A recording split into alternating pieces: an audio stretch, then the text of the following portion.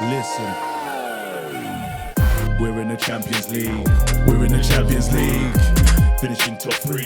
We're in the Champions League. Where's Liverpool? Not there. Where's Chelsea? Not there. Where's Spurs? Not there. Oh my God! Louis, Man United 0, Bayern Munich 1. Talk to me. What happened? Man, what happened? Break it all down. Break down the combos out with the competition now.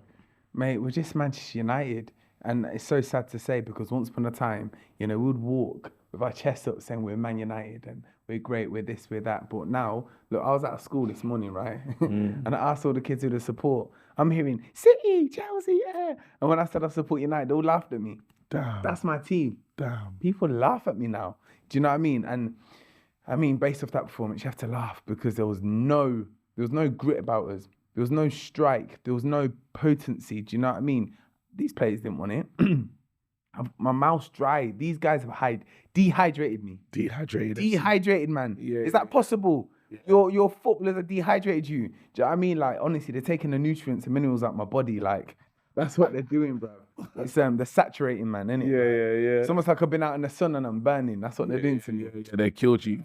Killed me off. It's sad. It's sad, but do you know what? I think where I'm quite realistic in my mind and how I see life and my outlook, emotionally, they've not messed me up because I don't expect any different. I really don't. Mm-hmm. It's got to that point. Have you got to that point when you're just emotionally detaching from the team? That's where I'm at now. And it's been a journey. It's been a journey where, I love my club, man, and I'm passionate, but I'm at that stage now where I'm just like, it is what it is. And do you know what? When the good times come, I'm here for it. Through the bad times, I'm still supporting, but I can't have them every 3 days, every week, dragging me from side to side, making me feel high, making me feel like I can't have that, man. Yeah, from pillar to post. Man's got to do life, bro. Yeah, you know what I mean? Absolutely. So, but yeah, aside from that, where do we go now though? Because how do you break down you do the inquest on Champions League performers? Why are we out of this competition? We're out of the competition due to a lack of leaders in a team. How can you twice be winning and then you let it go? Okay, cool, we went down to 10 men. So that's the point when certain players need to step up, like, all right, cool, this is what we're going to do. Get stuck together or certain formations, so on and so forth. But we just played like nobody's business. Then we're conceding goals, and it was always conceding goals just before half time. And I think we got into a pattern of we score, within 5 minutes, they score. Where's that mentality to just hold out the game for the next 10 minutes or so? So the players are just not up for it. They're not up to scratch. In the last 2 games we played at home, Man United haven't scored. Are you worried about this? No, it is worrying because, 2 of our players, they're calling in sick because they're not on it. Do you know what I mean? And then the players that have tried, well, the struggle today, all 3 of them got dealt with. It was like men against boys in that defence and attack. Do you know what I mean? Got dealt with. And I just can't see where the goals are coming from. I actually said it last week against Chelsea. I was like, I don't know where the goals are going to come from. And they did come. But at this moment in time, if it's not us getting the penalty, which we don't get often, how are we going to score?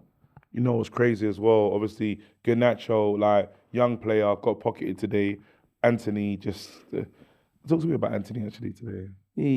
Just the wingers in general. Do you know? I'm not going to get onto these guys because they are young, but blood. They're young, but do you know what I don't get? The bloody professional footballers. Do you know what I mean?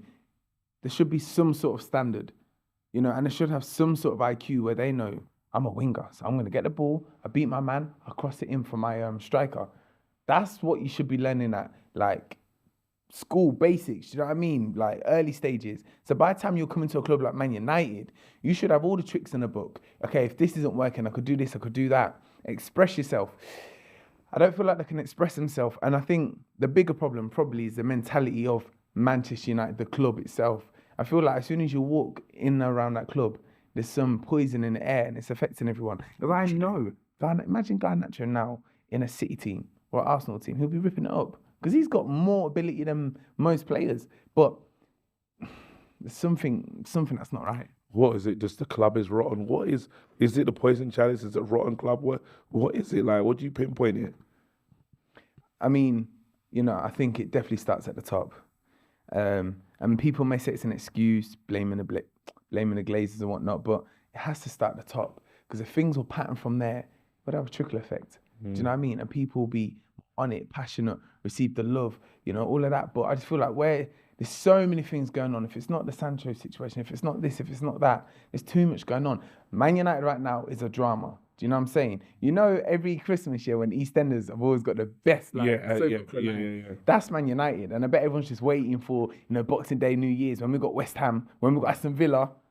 Oh man, the dramas hitting. Listen, anyway, we're going to the Liverpool game. Any hope for us? No.